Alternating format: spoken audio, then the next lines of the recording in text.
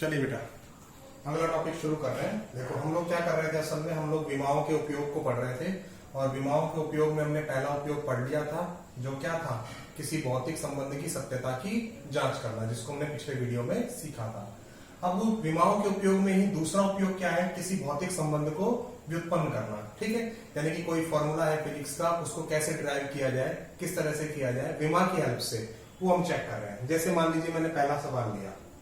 पहला सवाल क्या कहता है कि किसी वस्तु पर लगने वाला अभिकेंद्रीय बल द्रव्यमान, वेग एवं त्रिज्या पर निर्भर करता है, तो संबंध व्युत्पन्न करें। ठीक है, अब हमें अभिकेंद्रीय बल का फॉर्मूला तो पता है, F बराबर mv²/r होता है।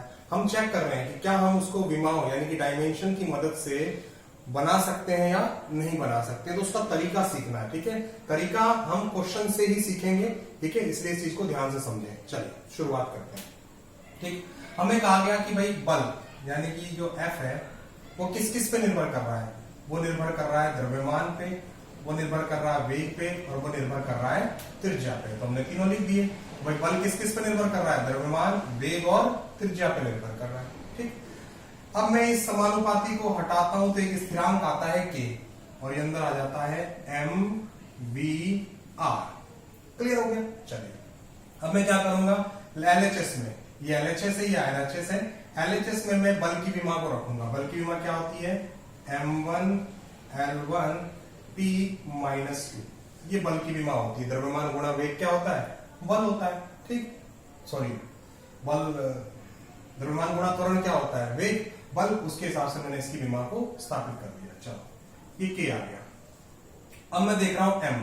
अब मैं इन तीनों की विमाओं को मानूंगा। कैसे मानूंगा, m की पावर a, v की पावर b और r की पावर c, इस तरह से हमें मानना है। ठीक है, ये हमारा प्रोसीजर है, ये हमारा तरीका है। ठीक है, इसमें हम ये नहीं कह सकते कि भाई ये ऐसा क्यों किया गया।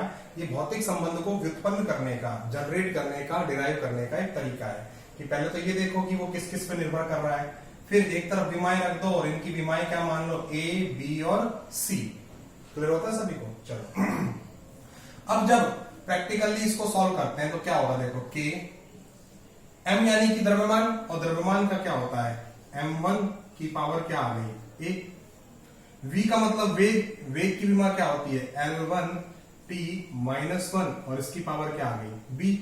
r क्या है, त्रिज्या, त्रिज्या की यानी कि एक दूरी, दूरी के लिए भी क्या हो गया, l1 और इसकी पावर क्या आ गई, c आ गई।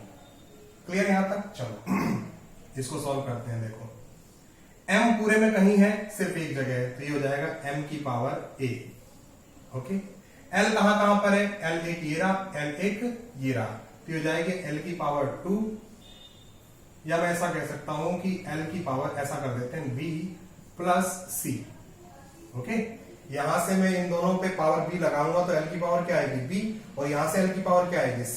ये हो जाएगा l की पावर b प्लस c।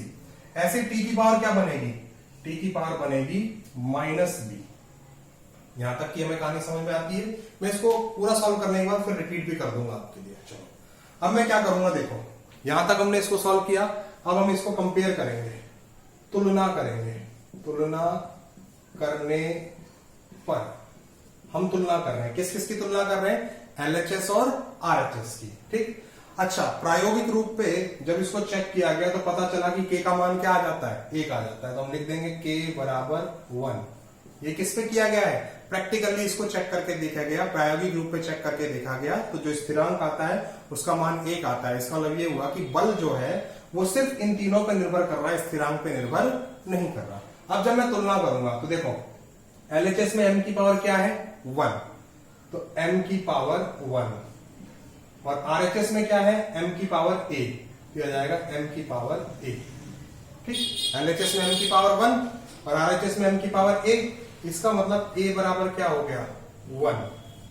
ठीक, ऐसे ही LHS में देखते हैं, l की पावर 1 और RHS में क्या है, l की power b plus c, l की पावर b प्लस c। इसका मतलब ये हुआ b प्लस c बराबर क्या हो गया, 1।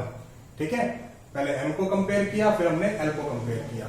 अब बात करते हैं किसकी, LHS में t की। तो t की पावर क्या है, -2, और राइट साइड में क्या है, t की पावर -b।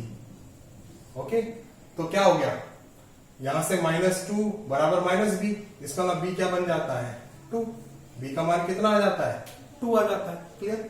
अब इस b के मान को यहां रखेंगे तो आ जाएगा 2 + c = 1, तो c हो जाएगा -1। क्लियर सबको। चलिए, इसका मतलब ये हुआ कि a का मान आ गया, b का मान आ गया और c का मान भी आ गया। अब हमें इस फॉर्मूले में तो रखना है। ठीक है, हमने बल को क्या माना था, देखो फिर से समझते हैं इसको।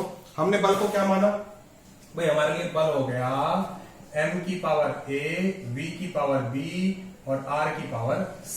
ये हमारे पास फॉर्मूला आया था यहां से, बल बराबर m की पावर a, v की पावर b, r की पावर c, और a b c तीनों की वैल्यू हमारे पास है, उन वैल्यूज को रख देते हैं। तो बल क्या आ जाता है, देखो m की पावर a का मतलब 1, ये आ जाएगा m, v की पावर b का मतलब 2, ये आ जाएगा v², और r की पावर c का मतलब -1, तो मैं इसको लिख देता हूं r की पावर -1, और इसी को जब सॉल्व करता हूं तो आता है mv²/r।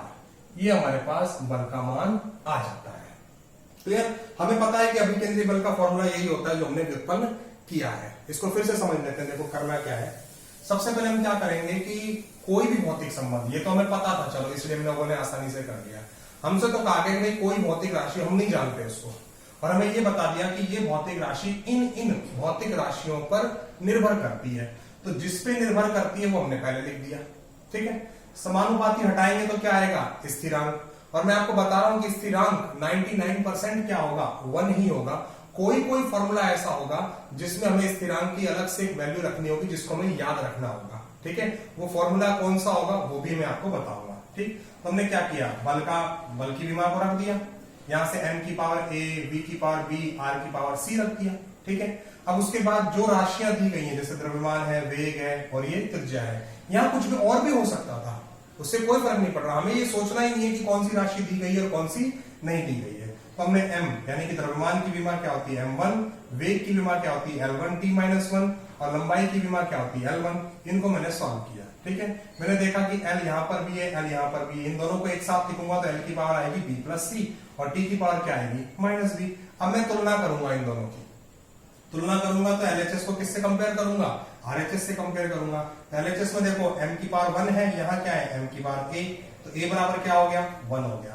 ऐसी L की पावर 1 है और यहाँ क्या है L की पावर b + c, तो b + c बराबर क्या हो गया 1 हो गया। ऐसे t की पावर -2 है, t की पावर क्या है -b, तो -2 बराबर क्या हो गया -b, तो b बराबर क्या हो गया 2। अब b की वैल्यू 2 किस में रख देंगे, ऊपर वाले फॉर्मूले में, तो वहां से किसकी वैल्यू आ जाएगी, c की वैल्यू आ जाएगी। और जो हमने माना था, ये जो हमने माना था, ये वाला, ये जो हमने माना था, इसमें हम लोग क्या कर देंगे, a b c तीनों का मान रख देंगे, ये रहा a b c। ठीक है, और मान रखने पर जितना हम इसको सॉल्व कर पा रहे हैं उतना सॉल्व करेंगे, जो लास्ट रिजल्ट हमारे पास आएगा वही क्या होगा, हमारा फॉर्मूला होगा। इस तरह से हम लोग क्या करते हैं, किसी भौतिक संबंध को व्युत्पन्न कर लेते हैं।